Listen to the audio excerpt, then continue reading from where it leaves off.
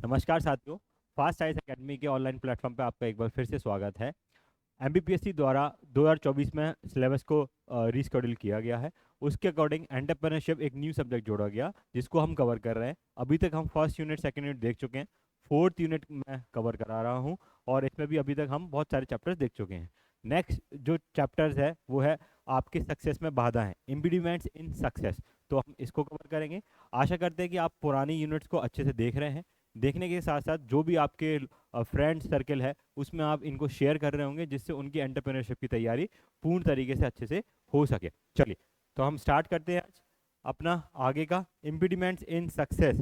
Success को पाने, सफलता को पाने में जो बाधाएं आती हैं उन बाधाओं को कैसे दूर किया जाए। क्या क्या बाधाएं आती है एक पर्सनल लेवल पे, जब आप एंटरप्रेन्योर हो, एक बिजनेसमैन हो, तो आप बिजनेसमैन को कौन कौन सी बाधाएं आती हैं, उन बाधाओं को कैसे दूर किया जा सकता है, इंटरनल बाधाएं क्या है, एक्सटर्नल बाधाएं क्या होती हैं, ये सारी चीज़ें हम देखेंगे। और इसके बाद हम उनको कोशिश करेंगे जानने की कि 2 नंबर के आंसर्स कौन से बन सकते हैं इनसे, 7 मार्कस कौन सा बन सकता है या 10 मार्कस कौन से बन सकते हैं इनमें। चलिए स्टार्ट करते हैं आज की क्लासेस। सफलता प्राप्त करने में बाधा है।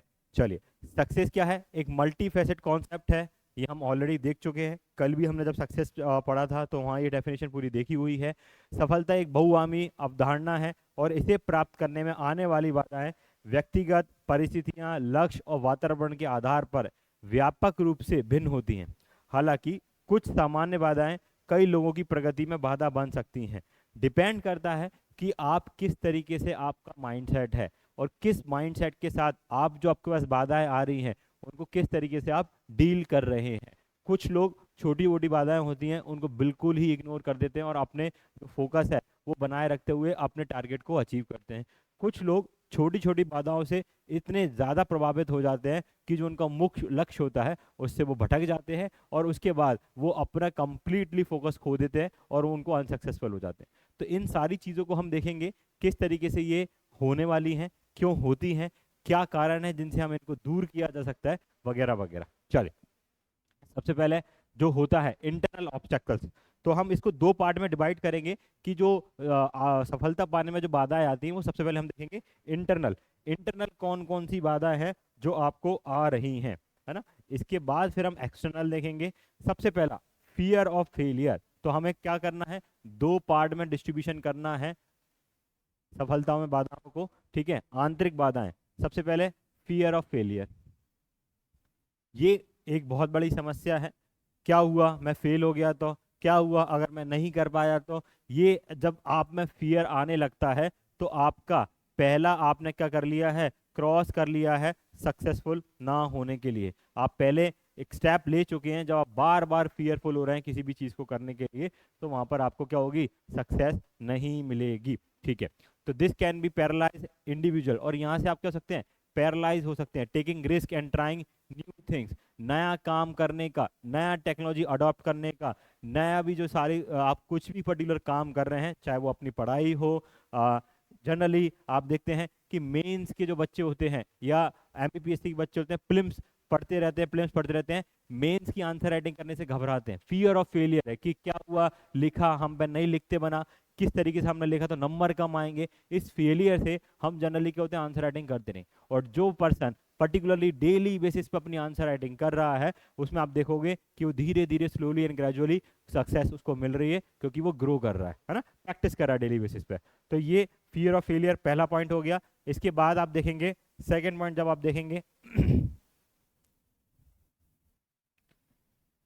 लैक ऑफ सेल्फ बिलीव, खुद में बिलीफ ना होना कि ये मैं जो कर रहा हूँ वो मैं कर पाऊंगा नहीं कर पाऊंगा। बाहर से मोटिवेशन प्राप्त करके कुछ दिन तक के लिए तो काम हो रहा है, फिर वापस से वही ढर्रे पे आ गए अपन कि है ना, पुश करना पड़ रहा है हर एक चीज के लिए।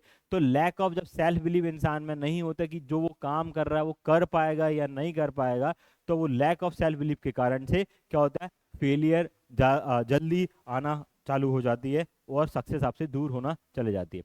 Doubting one's ability can hinder progress and limit potential। ठीक है, तो क्या हो रहा है, आत्मविश्वास की कमी, है ना, हिंदी वाला, आत्मविश्वास की कमी होती है।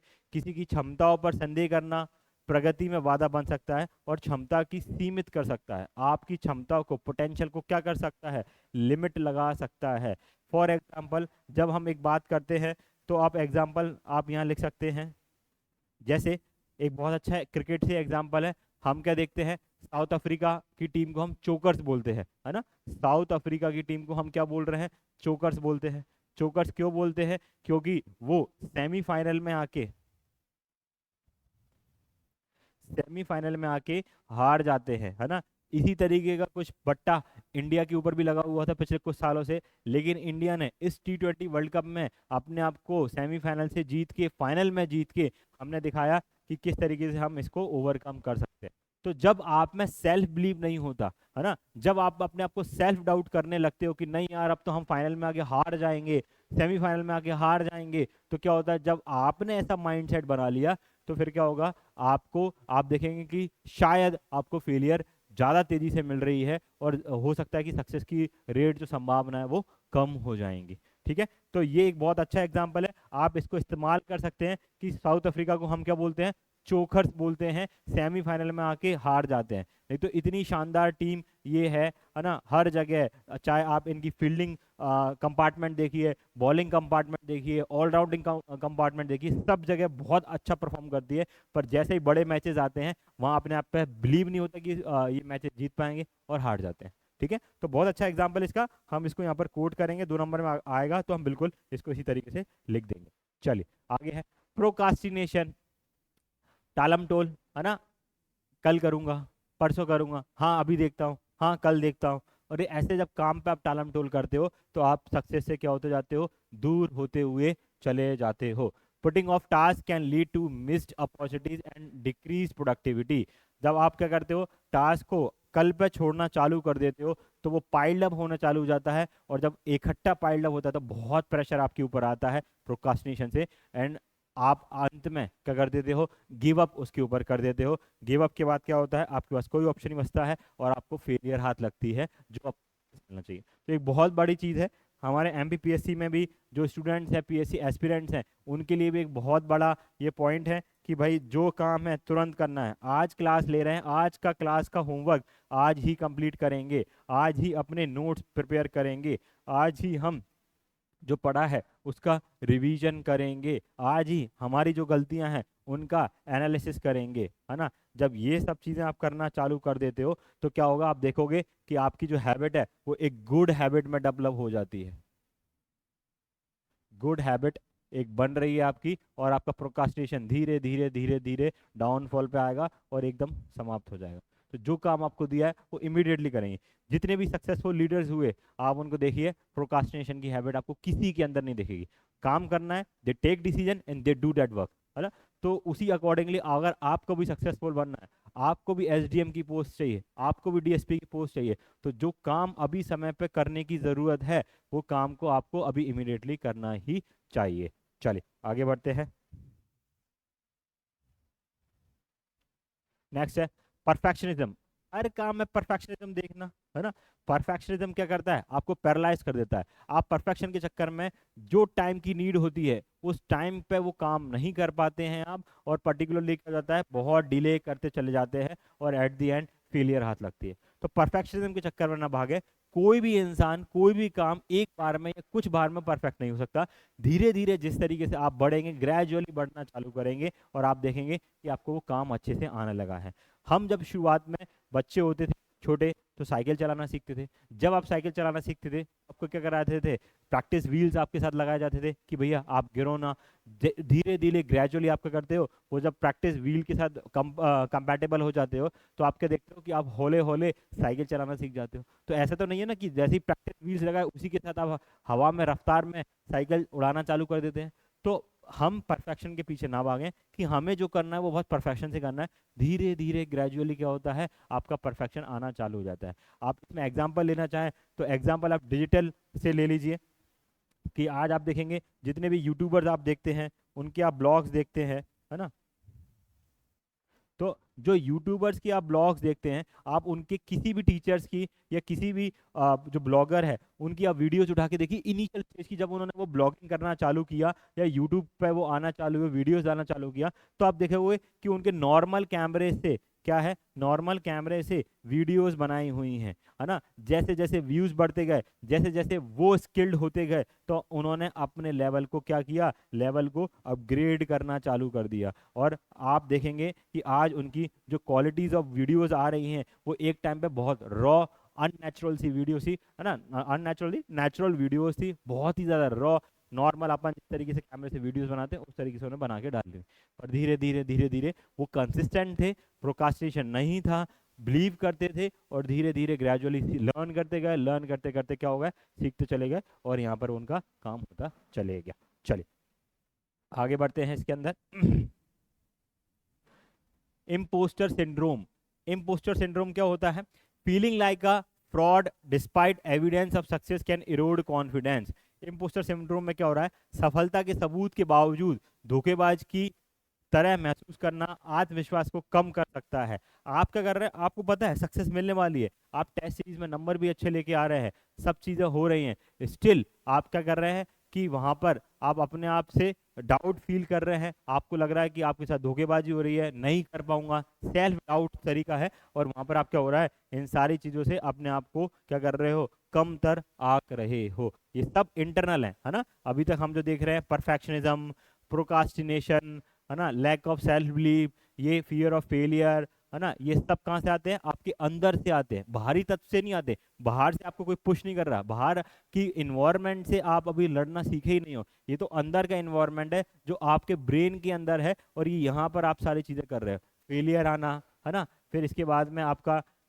सेल्फ बिलीव कम होना, प्रोकास्टिनेशन करना, परफेक्शनिज्म के पीछे भागना, इम्पोस्टर सिंड्रोम, लैक है, लैक ऑफ मोटिवेशन, मोटिवेशन ही नहीं है, क्यों काम कर रहा हूं मैं, किस लिए ये काम कर रहा हूं, उस चीज का मोटिवेशन नहीं है, एक दृढ़ संकल्प ही नहीं है, जो आप काम कर रहे हो किस चीज के लिए कर रहे हो, अगर वो मोटिवेशन आपका क्लियर होगा तो आपको कभी भी डाउट नहीं होगी, कभी भी आपको इशू नहीं आएगा, है ना। ये सारी चीजें होती होती, तो without a clear purpose on drive it's difficult to sustain effort. आप अधिकारी क्यों बनना चाहते हैं, आपको क्लैरिटी नहीं है, मेरा दोस्त कर रहा था मैं आ गया, कुछ तो करना था इसलिए एमपीपीएससी करना चालू कर दिया, तो ये आपको एक स्ट्रॉन्ग इंटरनल मोटिवेशन नहीं देता है आपकी पढ़ाई को रखने के लिए। कंटिन्यूस 6 घंटे 8 घंटे 10 घंटे पढ़ना पड़ता है, कंपटीशन इतना टफ है, आप नहीं पढ़ेंगे, आपके साथ वाला पढ़ रहा है, कोई ना कोई पढ़ रहा है, तो पढ़ना तो पड़ेगा। अगर आपके अंदर वो मोटिवेशन नहीं होगी, वो आग नहीं होगी कि मुझे ये एग्जाम निकालना है, किसी भी हालत में इसी अटेम्प्ट में एग्जाम निकालना है, प्रीलिम्स निकाल के मेंस मुझे ये देना है, तो आप में वो आग ही नहीं आएगी। क्योंकि आग कब आती है, जब मोटिवेशन हो कि मुझे माँ बाप को अपनी सरकारी गाड़ी में घुमाना है, मुझे देश की सेवा करनी है, मुझे मेरे क्षेत्र के विकास के लिए काम करना है, सोसाइटी में महिलाओं के लिए, किसानों के लिए, पर्यावरण के लिए, कोई तो एक मोटिवेशन बनाओ कि मैं कल को जब अधिकारी बन जाऊंगा तो ये सारे काम करूंगा। जब वो मोटिवेशन आपके दिल के अंदर सेट हो जाएगा तो आप देखोगे कि आपको किसी को मोटिवेट करने की जरूरत नहीं पड़ेगी, आप खुद से ही आगे आके पढ़ाई करेंगे, खुद से ही टाइम से अपना रिवीजन करेंगे, टेस्ट पेपर लगाएंगे, करंट अफेयर्स पढ़ेंगे, न्यूज़पेपर को पढ़ेंगे, आंसर राइटिंग करेंगे, ये सारी चीजें आप पैरेलली करना चालू कर देंगे जब एक अंदर जलती हुई आग होगी, एक जील होगी। ठीक है, चलिए तो आगे बढ़ते हैं। उससे पहले एमपीपीएससी के लिए फास्ट आइज एकेडमी एक अपना नया बैच चालू कर रहा है, जो इंटीग्रेटेड बैच होगा प्रीलिम्स के लिए, मेंस के लिए, आपको उसमें पर्सनल अटेंशन दी जाएगी, रेगुलर आपका स्टडी रिव्यू लिया जाएगा कि आप क्या पढ़ रहे हैं, किस तरीके से आप नोट्स प्रिपेयर कर रहे हैं, जहां आपको दिक्कत आएगी तो आपके डाउट सेशंस लिए जाते हैं, मॉक टेस्ट हर संडे हर सैटरडे को मॉक टेस्ट होंगे, यूनिट्स कंप्लीट होने पर फिर पूरा यूनिट का होगा, एक पूरा सब्जेक्ट कंप्लीट होने पर उनके टेस्ट अलग से होते हैं, आंसर राइटिंग सेशंस प्रॉपर चलेंगे जो बहुत इंपॉर्टेंट है ना। तो प्रीलिम्स के साथ साथ हमारे आंसर राइटिंग सेशंस भी चलेंगे, current affair special analysis classes होती है हमारे यहाँ पर कि जो आपको इंटरव्यू में ज़रूरत है, मेंस में ज़रूरत है, प्रीलिम्स के अकॉर्डिंग, तो स्पेसिफिकली उसके अकॉर्डिंग आपको क्लासेस यहाँ पर ली जाती हैं। Include comprehensive relevant and updated study material, आपको स्टडी मटेरियल जो है वो रेलिवेंट स्टडी मटेरियल दिया जाएगा, करंटली अपडेटेड किया जाएगा। इकोनॉमिक्स है तो इकोनॉमिक्स में आपका इकोनॉमिक सर्वे, बजट से वो इनको इंक्लूड करके आपको नोट्स दिए जाते हैं, और आपकी प्रॉपर पर्सनालिटी डेवलपमेंट की क्लास भी लगाई जाती है, जो आपको फियर्स हैं वो फियर्स को दूर कर सको आप, अब अच्छे से बोलना, कैसे सेटिंग पोस्चर होना चाहिए, किस तरीके से बर्ताव करना चाहिए, ये भी एक हमारा मेंटोरशिप का प्रोग्राम जो पूरा कंप्लीट चलता है उसके अंदर आता है। तो एनरोल करने के लिए जो हमारे नंबर्स हैं, आप हमारे नंबर्स पे कांटेक्ट कर सकते हैं। इन नंबर पे आज ही कांटेक्ट करके हमसे जुड़ने की कोशिश करें। चलिए आगे बढ़ते हैं। और क्या है, अब हमने देख लिए सारे इंटरनल, ये सारे हमारे इंटरनल से। अब हम देखेंगे एक्सटर्नल। तो जब हम एक्सटर्नल की बात करते हैं, ये बाहरी तत्व हैं। अभी अंदर तो क्या था, हम अपने आप से लड़ रहे थे। अब पहली बात, आप में ज़ील भी है ना, मोटिवेशन भी है, फायर भी है, आग है, सब कुछ है, कोई प्रोक्रास्टिनेशन नहीं करते हो, डिले नहीं करते हो किसी भी चीज़ पर, लेकिन आपके पास रिसोर्सेज नहीं है ना। तो कुछ चीज़ों को करने के लिए क्या होता है, आपके रिसोर्सेज की भी कमी पड़ जाती है। तो जब आपके पास रिसोर्सेज नहीं होंगे, वो किसी भी फॉर्म में हो सकते हैं, चाहे वो फाइनेंशियल रिसोर्सेज हो, है ना। तो जब आपके पास फाइनेंशियल रिसोर्सेज की कांस्टेंट होगी, कमी होगी, तो आपको एक बाधा आने वाली है। जब आप क्या करेंगे, वहाँ से इससे जूझते रहेंगे, जो भी आप काम कर रहे हैं, आपकी गाड़ी ऐसे up and down roller coaster में चलती रहेगी। तो संसाधनों की जब कमी होती है, वित्तीय बाधाएं होंगी, शिक्षा हो, टेक्नोलॉजी की कमी है ना, इन सब की सीमित महत्वपूर्ण बाधाएं हो सकती हैं। एक इंसान है, कर्मठ है, बहुत काम कर रहा है, लेकिन जो उसके कॉम्पिटिटर्स है, वो टेक्नोलॉजी का इस्तेमाल करके क्या कर रहे हैं, बहुत तेजी से अपने आप को ग्रो कर रहे हैं। जैसे मैं अपनी क्लास में सब बच्चों से बोलता हूँ कि भाई अभी ज़माना है एआई का, आप एआई से स्किल्ड नहीं होंगे तो कोई ना कोई तो हो रहा है, वो आपकी जॉब खा जाएगा। एआई आने से आपकी जॉब में कमी नहीं आने वाली है, लेकिन अगर आप एआई को नहीं सीखेंगे तो निश्चित बात है आपसे ऊपर कोई एक्सेल कर जाएगा और वो प्रमोशन भी जल्दी लेगा, पैकेज भी बड़ा लेगा और वाहवाही भी वो पाएगा। अभी हम सर स्टूडेंट लेवल पे एआई का कैसे इस्तेमाल कर सकते हैं, आप अपने आंसर को नरिश कीजिए। एआई जो आप गूगल में सर्च करके 15-20 मिनट लगाते हैं पर्टिकुलर किसी टॉपिक को कंप्लीट करने के लिए, उसकी जगह आप क्या कीजिए, चैट जीपीटी का इस्तेमाल कीजिए, जेमिनी का इस्तेमाल कीजिए, और भी दूसरी चीज़ें उनका इस्तेमाल करके अपने आंसर को क्या कीजिए, रेलिवेंट बनाइए। साथ ही साथ टाइम सेविंग चीज़ें हैं, ये सब क्या करती है, टाइम सेव आपके लिए करती है। तो अपना टाइम सेव कीजिए और उस टाइम को अपना रोड लर्निंग में जो आपको करना है, दूसरी जगह आप उसका इस्तेमाल कीजिए।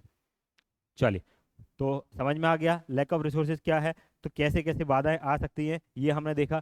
दूसरा है negative influence, toxic relationships, a discouraging environment can dampen motivation.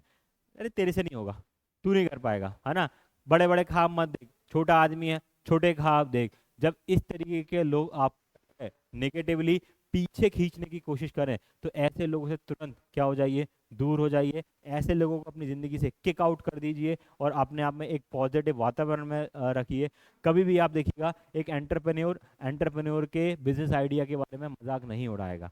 आप कभी 4 लोगों के बीच में जाके बोलें और उनसे बोलें कि नहीं मुझे अपना बिजनेस खड़ा करना है, मुझे एक फैक्ट्री खोलना है, तो जो लोग हंसे आपके ऊपर, समझ लीजिएगा उनका एंटरप्रेन्योर माइंड है ही नहीं। आप वही आइडिया 4 एंटरप्रेन्योर्स के बीच में डिस्कस करेंगे, पिच करेंगे, वो लोग आपको मोटिवेट करेंगे, हाँ बिल्कुल हो सकता है, ये चीज़ें करनी पड़ेंगी आपको, ऐसे कर सकते हो, यहाँ से शुरुआत करो। तो वो आपको सपोर्ट करेंगे, क्योंकि वो उन्होंने जर्नी देखी हुई है। जब कभी आप एमपीपीएससी एक एस्पिरेंट, एमपीपीएससी के जो सिलेक्टेड ऑफिसर है या सीनियर हैं जो मेंस लिख चुके हैं, 2 या 3 बार इंटरव्यू दे चुके हैं, उनसे जब आप बात करेंगे तो आपको गाइड करेंगे, है ना। वो ये नहीं बोलेंगे मत एमपीपीएससी में, तू अधिकारी नहीं बन सकता, बहुत कम पोस्ट आती हैं, 4-4 5-5 साल में रिजल्ट आता है। वो जानते हैं, वो पेशेंसफुल रहते हैं।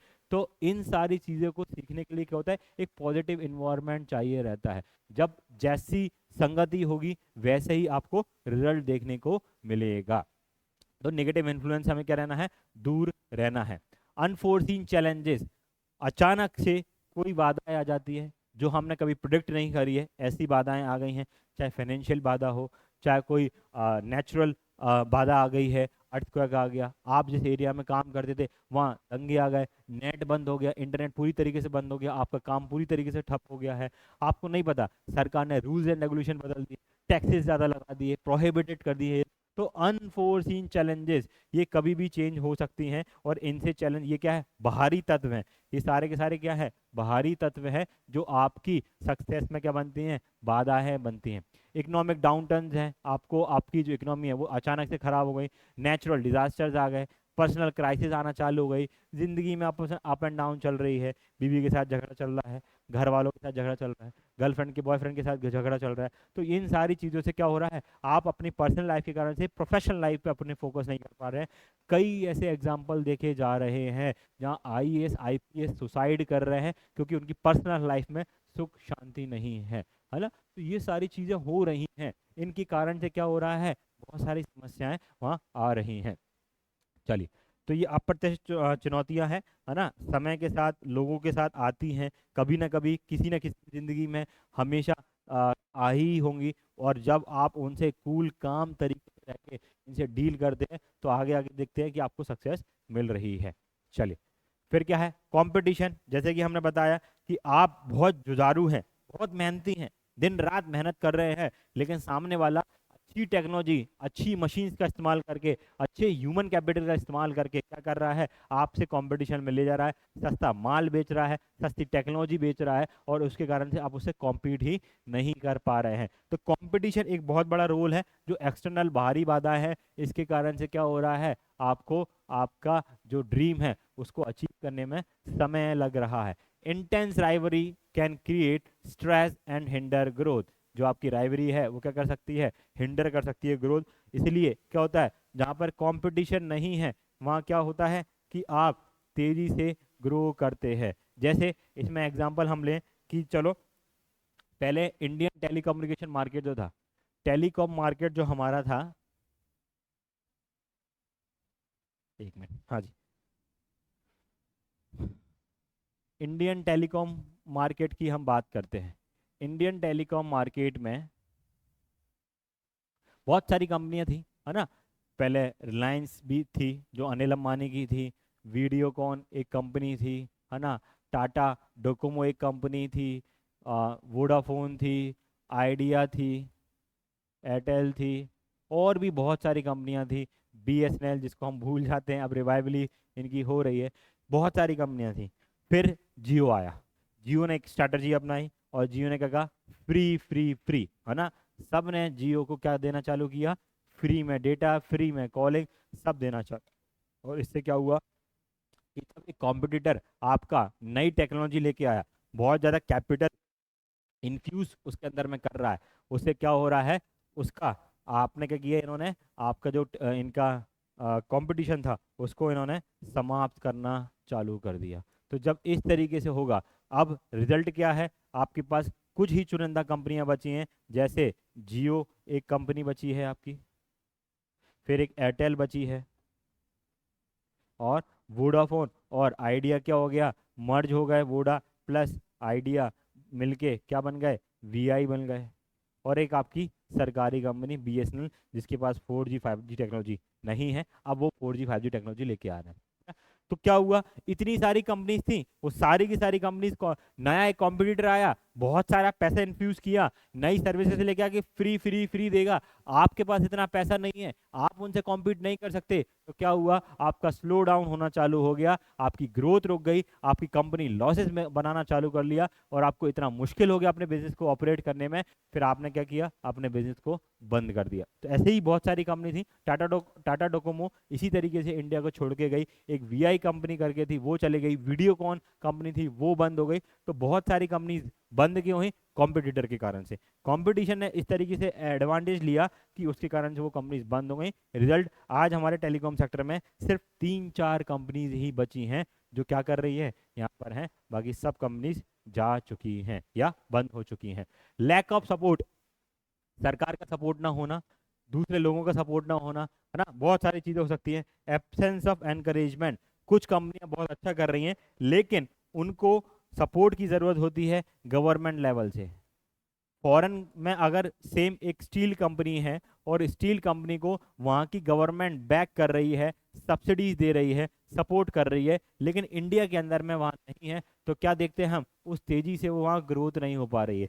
जैसे एक एग्जांपल मैं लेता हूँ ईवी का, इलेक्ट्रॉनिक व्हीकल्स का। इलेक्ट्रॉनिक व्हीकल्स में आप देखोगे आज हमारे इंडिया में बहुत तेजी से ग्रोथ हो रही है, लेकिन जब आप उनको कंपैरिजन करोगे दूसरी कंट्री से, यूरोपियन कंट्रीज से आप देखोगे, चाइना से देखोगे, यूएसए से देखोगे, आपको देखने को क्या मिलेगा कि वहां जिस तरीके से गवर्नमेंट ने सपोर्ट किया है उस लेवल का ना सपोर्ट है, ना इंफ्रास्ट्रक्चर डेवलप किया गया है। आज भी आप इलेक्ट्रिक ईवी चार्जिंग पॉइंट्स अगर आप देखोगे भारत में बहुत मिनिमम है ना। आप अगर चाहो कि यहाँ से मैं 1200-1500 किलोमीटर फ्लोलेसली अपनी ईवी से चले जाऊं तो आपको 4 बार सोचना पड़ेगा कि मेरी गाड़ी में जा पाएगी कि नहीं जा पाएगी। आप गूगल पे सर्च करेंगे कि चार्जिंग पॉइंट्स कहाँ कहाँ पर हैं, क्या मेरी गाड़ी उतनी चल पाएगी या नहीं चल पाएगी। तो सरकार का जिस लेवल पे सपोर्ट मिलना चाहिए था वो ईवी मार्केट को नहीं मिला है, इसलिए कहीं ना कहीं क्या है, आज भी हमारे इंडिया में मार्केट उस तरीके से तेजी से नहीं बढ़ा है जिस तरीके से बढ़ना चाहिए था।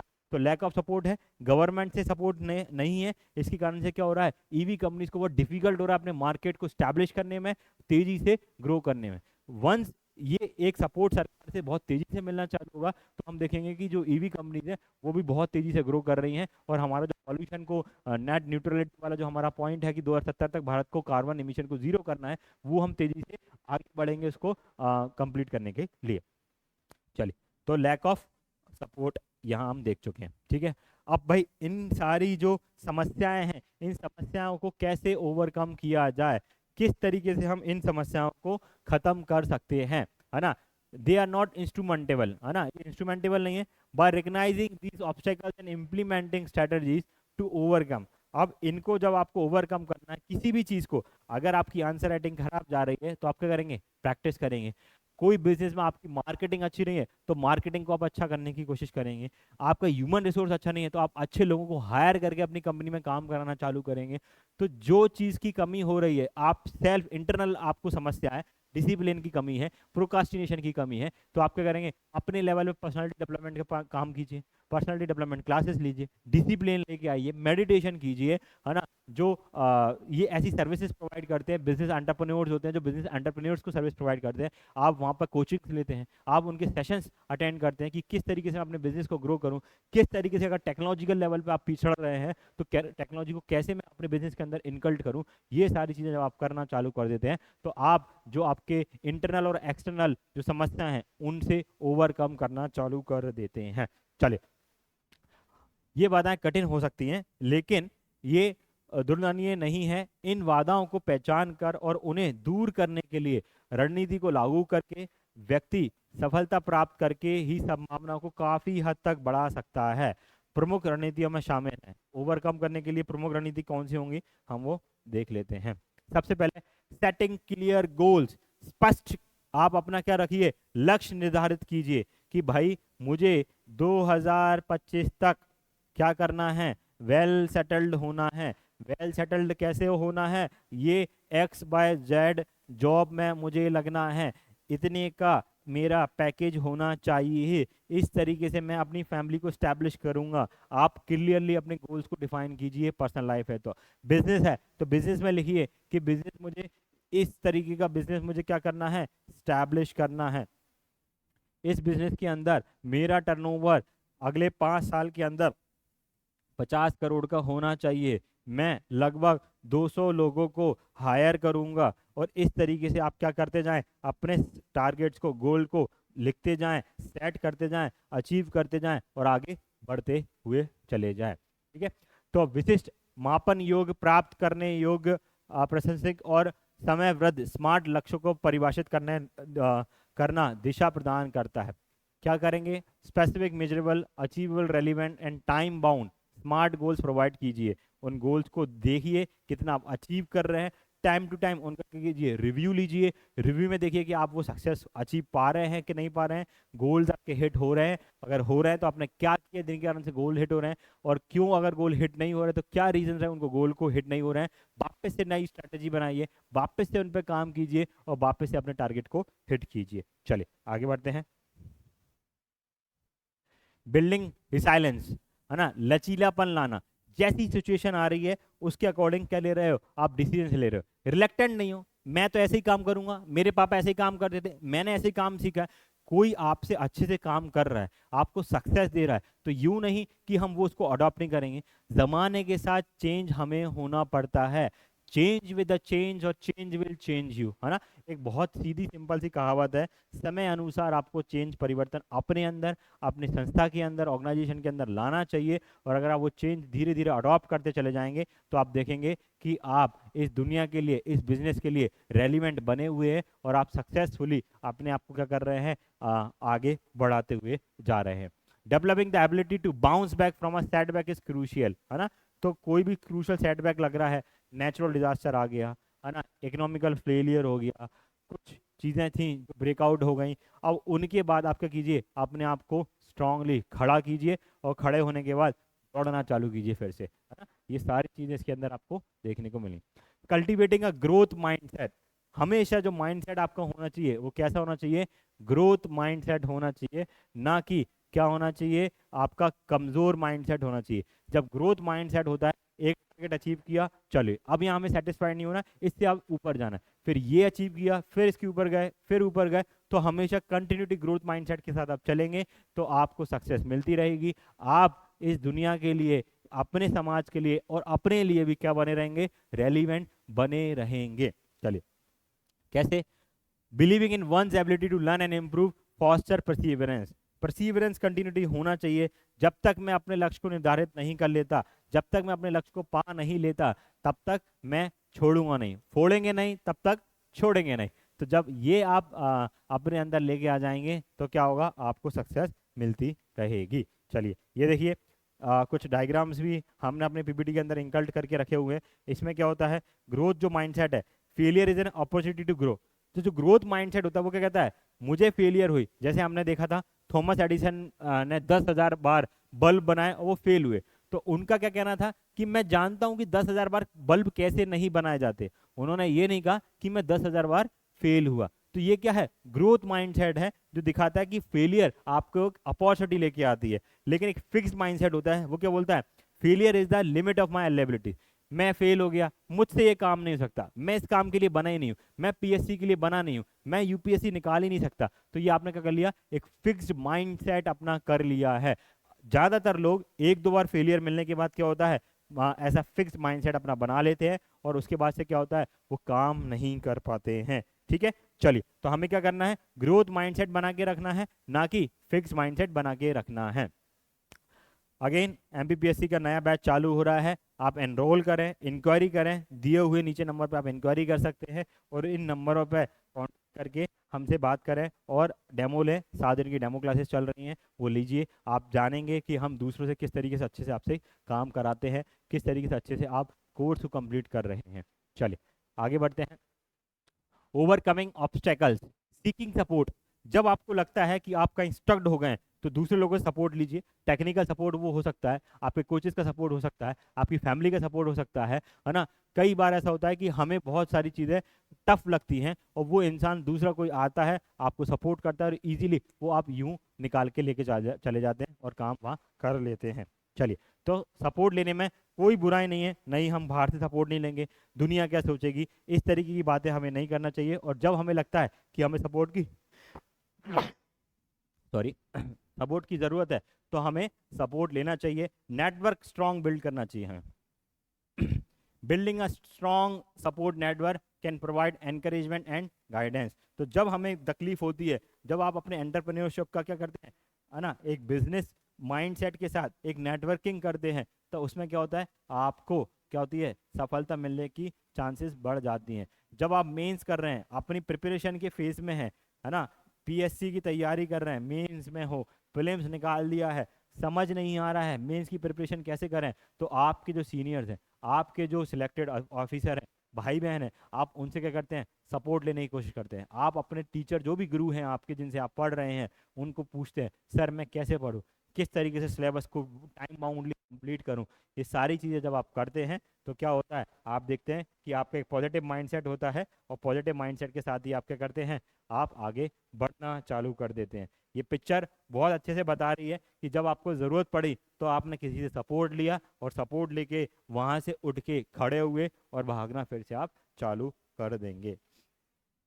टाइम मैनेजमेंट बताने की ज़रूरत नहीं, टाइम मैनेजमेंट एक बहुत ज़रूरी चीज़ है ना। अगर आप टाइम मैनेजमेंट नहीं करेंगे तो क्या होगा, जो ज़रूरत के काम की चीज़ें थी वो नहीं हो पाएंगी। हमने कल भी देखा था एलन मस्क क्या बोलते हैं कि 5-5 मिनट में वो अपने टास्क को डिवाइड करते हैं, और वो टाइम मैनेजमेंट इस तरीके से करते हैं कि 5 मिनट में वो टास्क को कंप्लीट करने की कोशिश करते हैं। अगर कोई बड़ा टारगेट है तो भी उसको पूरी पहले कोशिश करेंगे 5 मिनट में करने की, नहीं होता है तो टाइम अलॉट करके उसको करने की कोशिश करते हैं।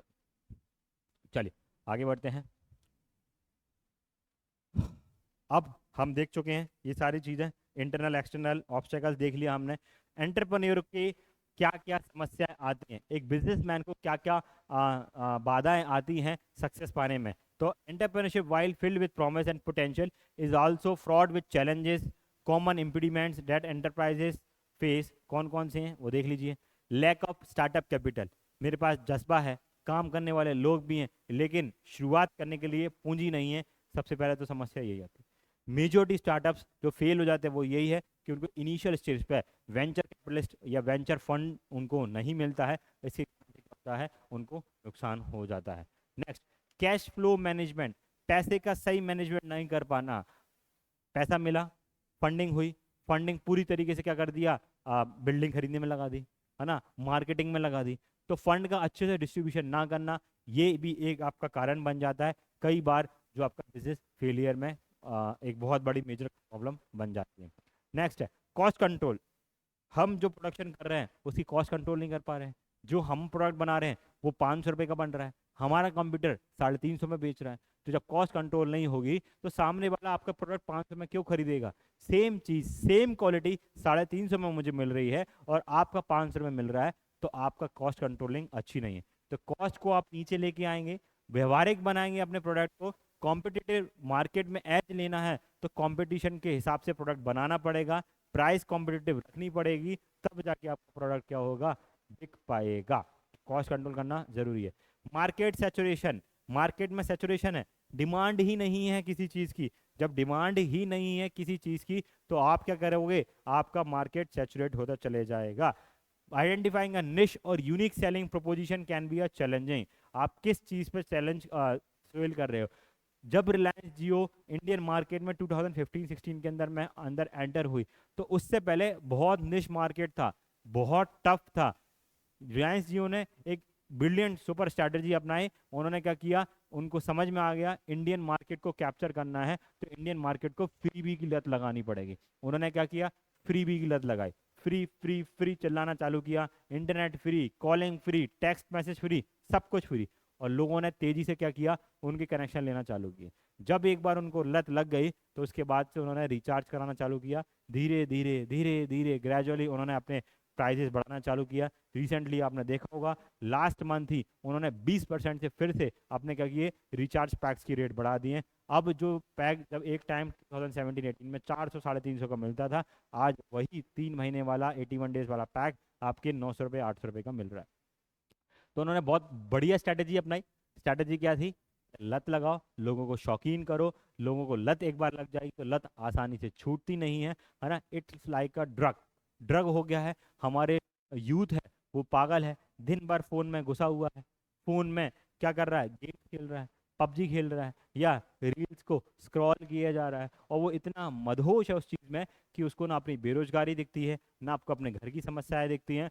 सुबह उठो, फोन चलाओ, दिन भर फोन चलाओ, खाओ पियो और सो जाओ।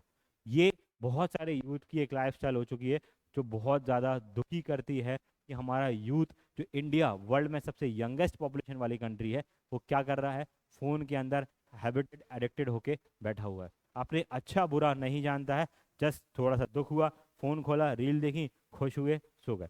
चीप डोपामीन जो वो उनको मिल रहा है उससे वो बहुत ज़्यादा खुश हैं।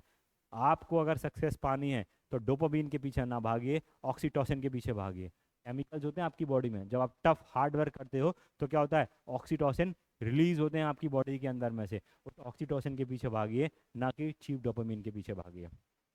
चलिए आगे बढ़ते हैं। मार्केट सैचुरेशन हमने देख लिया। कंपटीशन ऑलरेडी हम डिस्कस कर चुके हैं कि कंपटीशन कैसे रूल कर सकता है ना। चलिए, इकोनॉमिक डाउन टर्न्स, अलग अलग जगह पे डाउन टर्न जा रहे हैं, इकोनॉमी समस्या आ रही है ना। अभी जैसे मैं देखूं बांग्लादेश में क्राइसिस आया हुआ है, तो Bangladesh is famous for its textile industries. अब वहाँ टेक्सटाइल इंडस्ट्रीज कर्फ्यू लगा हुआ है, बहुत दिनों से बंद है, तो इकोनॉमिक डाउन टर्न्स है, काम हो ही नहीं रहा, मशीन्स चल ही नहीं रही, तो प्रॉफिट बनेगा कैसे? तो कई बार इस तरीके की समस्याएं भी उनको आना चालू हो जाती हैं, आर्थिक मंदी उनको आना चालू है। Team building, assembling a skilled and motivated team can be a difficult, है ना। जुझारू टीम हो, मेहनत करने वाली टीम हो, ऐसी टीम आपको ढूंढनी पड़ेगी। वो टीम आपको नहीं मिल पा रही है तो क्या होगा, एक चैलेंज हो जाता है आपको काम करने के लिए। टाइम मैनेजमेंट ऑलरेडी हम देख चुके हैं, वो आपके एंटरप्रेन्योर्स में भी काम आएगा। स्केलेबिलिटी, आप जो चीज़ बेच रहे हैं वो कितना स्केलेबल है, मास लेवल पे उसको बेच सकते हैं क्या नहीं बेच सकते हैं। मास लेवल पर अगर आप उसको बेच सकते हैं तो उसके दो तीन फायदे होते हैं। पहला फायदा क्या होगा, आप अपनी कॉस्ट को रिड्यूस कर सकते हैं। ज़्यादा लोगों को बेचेंगे तो कम प्रॉफिट पे बेचेंगे, लेकिन टर्नओवर पे आप जब खेलना चालू करेंगे तो आपको प्रॉफिट ज़्यादा होना चालू हो जाएगा। तो स्केलेबिलिटी किसी भी चीज़ में, जो इसमें भी आप काम कर रहे हैं, जिस भी बिजनेस के अंदर में आप हैं, आपको अपनी स्केलेबिलिटी देखनी पड़ेगी। अगर स्केलेबल है तो आप क्या देखेंगे कि आप खूब दबा के प्रॉफिट वहां पर कमा रहे हैं। फियर ऑफ फेलियर हम पहले भी डिस्कस कर चुके हैं, यहाँ पर भी है। एंटरप्रेन्योर्स क्या है, फेलियर का उनको डर है और उसकी ओवरकम नहीं कर पा रहे हैं। भाई समुद्र में नहाना है तो समुद्र में कूदना तो पड़ेगा, कूदे बिना आप कर दोगे कि मैं डूब जाऊंगा, मुझे ये हो जाएगा, मुझे वो हो जाएगा, तो आप क्या होगा कि आप बाहर बैठे बैठे क्या हो जाएंगे, फेलियर हो जाएगा आपको। जब तक आप प्रयास नहीं करेंगे, कोशिश नहीं करेंगे, और कोशिश के बिना ही आप हार मान लेंगे, तो निश्चित बात आपको फेलियर तो मिलेगी ही मिलेगी। चलिए, burnout, the demand of entrepreneurship can lead to exhaustion, है ना।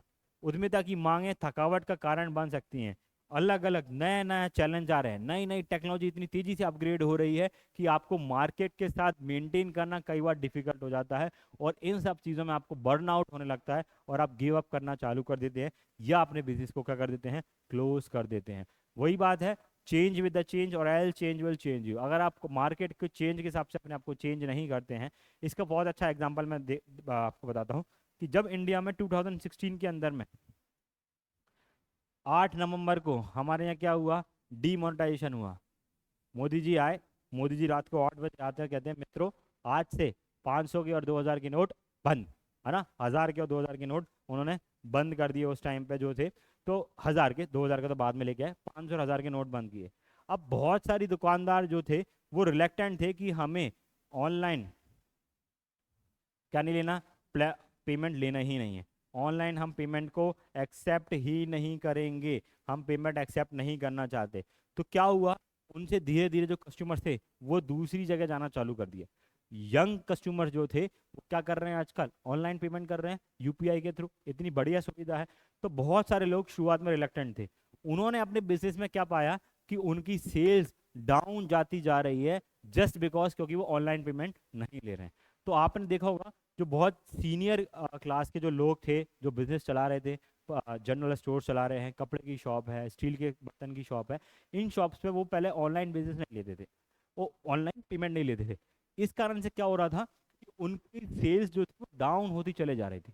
फिर उनको ये चीज़ें समझ में आई कि हमें ऑनलाइन पेमेंट लेना पड़ेगा। रिजल्ट क्या हुआ कि उनको मजबूरी बश क्या होना पड़ा, ऑनलाइन पेमेंट पे आना पड़ा, ऑनलाइन पेमेंट एक्सेप्ट करना चालू करना पड़ा, और उसके बाद उन्होंने देखा कि उनकी वापस से सेल्स ग्रो होना चालू हो। तो जब चेंज आ रहा है मार्केट के अंदर, आपको वो चेंज लेके आना पड़ेगा अपने अंदर में। बड़ी कंपनीज इमीडिएटली ये चेंजेस को लेके आती हैं, रीज़न यही है कि उनको समझ में आता है कि अगर हमने इनको अडॉप्ट नहीं किया, लेट हो गए, तो क्या हो जाएगा, हम पीछे छूट जाएंगे। चैट जीपीटी ने जैसे ही धमाल किया लास्ट ईयर, आपको पता होगा 2023 के अंदर में चैट जीपीटी का लॉन्च हुआ, गूगल ने रेड अलर्ट जारी किया अपने सारे ऑफिस में, बोला कि रेड अलर्ट है, प्रायोरिटी पर रह के आपको क्या करना है, एआई एक बोर्ड बनाना है जो लोगों को चैट जीपीटी जैसा एक कंपटीशन दे सके और हमें मिले। आज आप देखेंगे जब वो रेड अलर्ट पे उन्होंने अपने तेजी से मेहनत करना चालू किया, आज आप पाएंगे जो फ्री वर्जन है चैट जीपीटी का, उससे कई गुना अच्छा है आपका जेमिनी। आप जो इस्तेमाल करते होंगे वो ये चीज़ को जानते होंगे, चैट जीपीटी में करंट अपडेटेड नहीं होता है वहाँ पर, लेकिन आपको जेमिनी में देखोगे आपको अपडेटेड चीज़ें आपको मिल जाती हैं वहाँ पर। तो ये जो सारी चीज़ें हैं ये आपको करनी पड़ेंगी, उन्होंने किया, हमें भी करना पड़ेगा, किसी को भी करना पड़ेगा। चेंज आ रहे हैं, परिवर्तन आ रहे हैं, उनको आपको अडॉप्ट करना ही पड़ेगा। Isolation, feeling alone in the journey can be emotionally draining. आप अपने आप को क्या करते हैं, अकेले पाते हैं आपकी इस जर्नी में, आपको लगता है मेरे साथ कोई देने वाला नहीं है, मैं अकेला हूँ, तो कई बार क्या हो जाता है, इमोशनली आप इतने फियरफुल हो जाते हो कि उन सब चीज़ों से ओवरकम नहीं कर पाते हो, और क्या देखते हो आप, आपको फेलियर हाथ लग रही है। तो इमोशनली ओवरकम करें, आइसोलेशन में अपने आप को ना रखें, इतना कट के काम ना करें, चाहे वो बिजनेस हो चाहे आपकी पढ़ाई हो। इन दोनों ही चीज़ों में आपको क्या करना पड़ेगा, एक बैलेंस बना के चलना पड़ेगा कि मैं अपने समय परिवार को भी दे पा रहा हूँ, अपनी खुशी के काम भी मैं अपनी हॉबीज़ को भी परस्यू कर पा रहा हूँ। जब आप ये बैलेंस बना के चलेंगे तो आप देखेंगे कि आपको मज़ा आएगा काम करने में। आइसोलेशन में अकेले रह के आप 1 साल 2 साल 3 साल काम करोगे और बर्नआउट आपकी लाइफ में आएगा, और फिर आप गिव अप करना चालू कर दोगे। ये हो रहा है। एग्जाम्पल आप इसका ले सकते हो जापान और साउथ कोरिया, है ना। एग्जाम्पल, जापान के लोग अपने काम को परिवार को छोड़ के गुमनामी में जाना चालू कर रहे हैं। साउथ कोरिया में क्या हो रहा है, लोग सुसाइड्स कर रहे हैं। इतना काम का प्रेशर है, अलगाव है, आइसोलेशन में काम कर रहे हैं वहाँ पे, इस कारण से बहुत वहाँ पर सुसाइडल केस बढ़ गए हैं। जापान में भी आप देखोगे काम का इतना ज़्यादा प्रेशर है, उस प्रेशर के कारण से क्या हो रहा है, लोग अपने परिवार को अपने काम को छोड़ के कहीं दूर दराज के गाँव में जाके बस जाते हैं, और वहाँ पे अपना नाम चेंज कर रहे हैं, आइडेंटिटी चेंज कर रहे हैं, और सुकून से वहाँ रह रहे हैं। तो ये क्यों हो रहा है, आइसोलेशन के कारण से, इतना ज़्यादा काम का दबाव होने के कारण से ये सारी चीज़ें हो रही हैं। तो इन सब चीज़ों में हमें बैलेंस बना के रखें, मेडिटेशन करें, स्पिरिचुअली कनेक्टेड रहें भगवान से, धर्म से। जब आप कनेक्टेड रहते हैं तो आपको हमेशा राह मिलती है ना। अभी कुछ लोगों को चीज़ समझ में नहीं आ सकती है, लेकिन बच्चों ऐसा है, जब आप धर्म से कनेक्टेड रहते हैं तो आप अपने पद पर स्टेबल रहते हैं, जो आपका गोल है आप उस पर निर्धारित रहते हैं, क्योंकि आपका बैलेंस है, आपका फोकस्ड माइंड है। आपको जो भटकाव आते हैं वो आपके धर्म से लगे हुए जुड़े होने से आप में वो शांति प्रदान करता है। मैं ये नहीं कहता कि उस भगवान को जाके पूजो, ये करो वो करो, लेकिन अपने मन की शांति के लिए क्या करना चाहिए, आपको धर्म से, अपने भगवान से, वॉट एवर मीन्स जिसमें भी आप बिलीव करते हो उस पर आप जुड़े रहें। आप देखेंगे कि आप क्या हो रहा है, अपने पाथ पे सक्सेसफुली जा रहे हैं और अचीव कर रहे हैं। चलिए, ये चैलेंजेस क्या है, डिफिकल्ट है, लेकिन इनसे हम प्राप्ति पाई जा सकती है ना। जब आप इन चीज़ों पर काम करना चालू कर देते हो तो ओवरकम आप कर सकते हो।